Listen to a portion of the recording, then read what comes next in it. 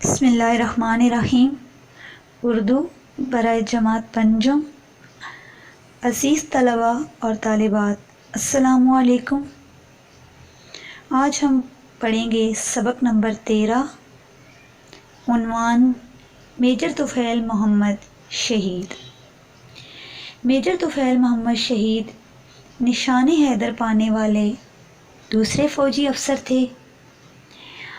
آپ نے 44 سال کی عمر میں شہادت پانے کے بعد یہ اعزاز حاصل کیا۔ آپ نے بہت بہادری کے ساتھ دشمن کا مقابلہ کیا۔ پاک فوج کے اعلیٰ افسران کی آمد پر میجر طفیل محمد شہید اٹھے، انہیں سلیوٹ کیا اور کہا، جناب، میں اپنا فرض ادا کر چکا ہوں، دشمن بھاگ چکا ہے۔ عزیز طلباء اور طالبات، اس سبق میں آپ کیا کیا سیکھیں گے؟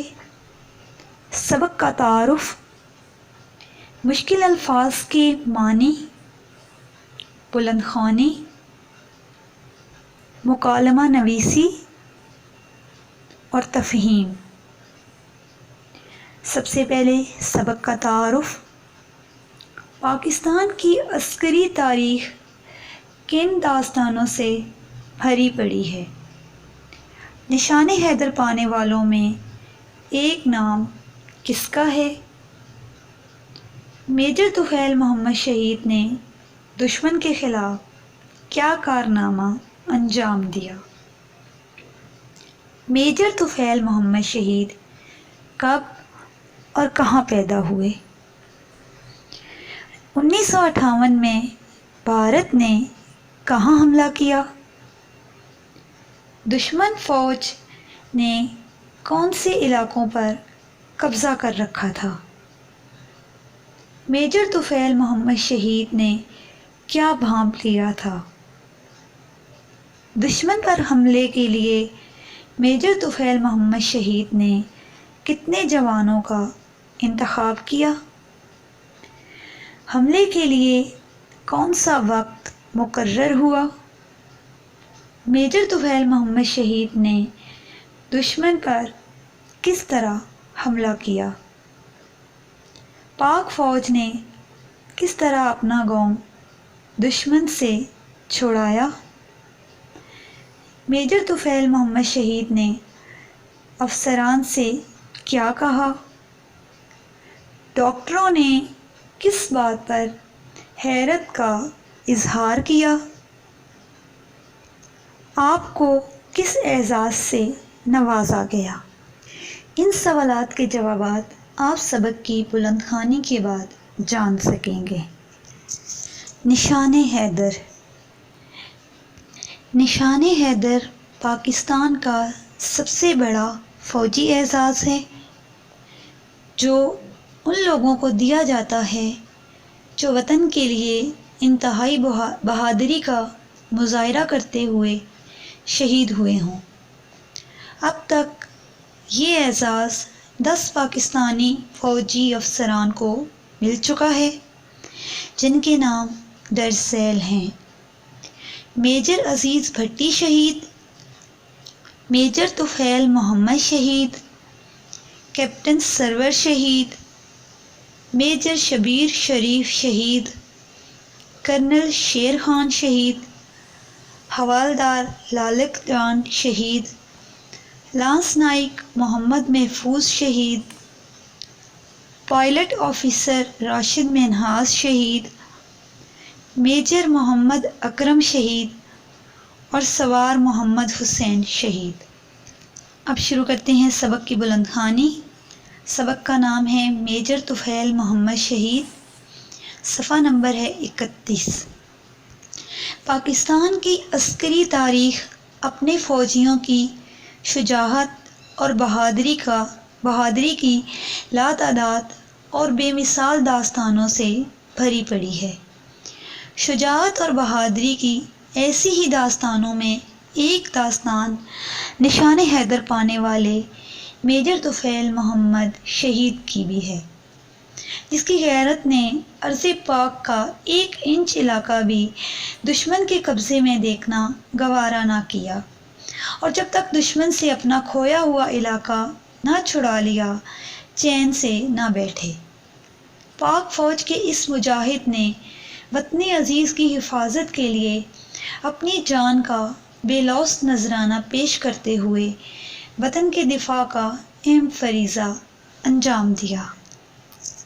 میجر طفیل محمد 1914 میں مشرقی پنجاب کے علاقے ہوشیارپور میں پیدا ہوئے۔ 1943 میں آپ فوج سے وابستہ ہوئے۔ وہ مضبوط اعصاب اور پختہ ارادوں کے مالک انسان تھے۔ 1958 میں بھارت نے رات کے اندھیرے میں سابقہ مشرقی پاکستان کے ایک گاؤں لکشمی پور پر قبضہ کر لیا۔ پاک فوج نے دشمن کے قبضے سے اپنا علاقہ آزاد کروانے کے لیے میجر طفیل محمد کا انتخاب کیا۔ میجر طفیل محمد اس وقت 16ویں پنجاب ریجمنٹ کی بٹالین کے کمپنی کمانڈر تھے۔ 7 اگست 1958 کو میجر طفیل محمد اپنے جوانوں کے ساتھ لکشمی پور کے محاذ پر پہنچے۔ صورتحال کا جائزہ لینے پر معلوم ہوا کہ دشمن کی بھاری فوج نے ایک اونچے ٹیلے پر قبضہ کر رکھا تھا۔ دشمن کی فوج نے وہاں مورچے بنا رکھے تھے، مشین گنیں اور مارٹر گنیں نصب کی ہوئی تھیں۔ میجر طفیل محمد نے بھانپ لیا کہ ہماری فوج کی تعداد دشمن کے مقابلے میں کم تھی۔ اس کے علاوہ وہ بلند ٹیلے پر قابض ہونے کے باعث دشمن کی پوزیشن بھی بہتر تھی۔ میجر طفیل محمد نے دشمن کے ہزاروں فوجیوں کا مقابلہ کرنے کے لیے اپنے 75 بہترین جوانوں کا انتخاب کیا اور ان کو 3 دستوں میں تقسیم کر دیا۔ انہوں نے اپنے ماتحت محمد اعظم کو اپنا نائب مقرر کیا اور 2 دستے ان کی نگرانی میں دیے، جنہوں نے 2 اطراف سے حملہ کرنا تھا۔ یہ تو تھی صفحہ نمبر 31 کی بلند خوانی۔ اب صفحہ نمبر 32 کی بلند خوانی ہم کرتے ہیں۔ تیسرا دستہ میجر طفیل محمد کی قیادت میں تھا، جس نے لمبا چکر کاٹ کر ٹیلے کے پیچھے سے حملہ کرنا تھا۔ حملے کے لیے صبح 4 بجے کا وقت مقرر ہوا۔ اس سے پہلے رات کے اندھیرے میں وہ اپنے ساتھیوں سمیت دشمن کی طرف بڑھے۔ 25 جوانوں کے اس دستے کی کمان سنبھالے ہوئے میجر طفیل محمد دشمن کے مورچے کے بالکل نزدیک پہنچ گئے۔ میجر طفیل محمد دشمن کے مورچے کے بالکل نزدیک پہنچ گئے۔ دشمن کو جب اندازہ ہوا کہ حملہ ہونے والا ہے تو اس نے اندھا دھند مشین گنوں سے گولیوں کی بوچھاڑ کر دی۔ پاک فوج کے سپاہیوں کی طرف سے اللہ اکبر کی آواز بلند ہوئی اور معرکے کا آغاز ہو گیا۔ میجر طفیل محمد سب سے آگے تھے۔ انہوں نے سب سے پہلے دشمن کی ایک مشین گن چوکی پر دستی بم پھینکا اور اسے ہمیشہ کے لیے خاموش کرا دیا۔ اپنی تباہی کا یہ منظر دیکھ کر دشمن کے ایک فوجی نے دوسری مشین گن سے گولیوں کی بوچھاڑ کر دی۔ میجر طفیل اس کی زد میں آ گئے اور 3 گولیاں ان کے پیٹ میں لگیں۔ اس کے باوجود انہوں نے یہ ہرگز محسوس نہ ہونے دیا کہ وہ شدید زخمی ہیں۔ نعرہ تکبیر کی صدا کے ساتھ انہوں نے اپنے جوانوں کا جوش و جذبہ بڑھایا اور دوسرا دستی بم پھینک کر دشمن کی ایک اور چوکی تباہ کر دی۔ دشمن نے بھی جوابی حملہ کیا، جس کے نتیجے میں ان کے نائب محمد اعظم شہید ہو گئے۔ اب میجر طفیل محمد تمام جوانوں کے تنہا سالار تھے۔ وہ مسلسل اپنے جوانوں کو ہدایت دیتے رہے اور ان کا حوصلہ بڑھاتے رہے انہوں نے انتہائی بہادری سے فائرنگ جاری رکھی، یہاں تک کہ پاک فوج نے اپنا گاؤں دشمن کے قبضے سے چھڑا لیا۔ بھارتی فوج پسپا ہو کر بھاگ کھڑی ہوئی۔ میجر طفیل محمد زخموں سے چور ہونے کے باوجود اٹھے اور اپنے زخمی جوانوں کی دیکھ بھال کرنے لگے۔ زخموں سے بہت سا خون بہہ چکا تھا، مگر اس مجاہد کا حوصلہ ابھی جوان تھا۔ پاک فوج کے اعلیٰ افسران کی آمد پر میجر طفیل محمد اٹھے، انہیں سلوٹ کیا اور کہا، جناب، میں اپنا فرض ادا کر چکا ہوں، دشمن بھاگ چکا ہے۔ یہ کہہ کر وہ گر گئے اور ہسپتال پہنچ کر شہید ہو گئے۔ ڈاکٹروں نے اس بات پر شدید حیرت کا اظہار کیا کہ وہ پیٹ میں 3 گولیاں لگنے کے باوجود نہ صرف 5 گھنٹے زندہ رہے بلکہ لڑتے بھی رہے۔ بہادری اور جانثاری کے اس عظیم کارنامے پر انہیں نشان حیدر سے نوازا گیا، جو کہ پاکستان کا سب سے بڑا فوجی اعزاز ہے۔ اس عظیم جانباز سپاہی کی یاد آج بھی ہمارے دلوں میں زندہ ہے۔ عزیز طلباء اور طالبات، آپ کو اپنی اسکرین پر مشکل الفاظ کے معنی نظر آ رہے ہوں گے۔ یہ معنی آپ نے اپنی کاپی میں لکھنے اور یاد کرنے ہیں۔ پہلا لفظ ہے بھانپ لینا، جان لینا۔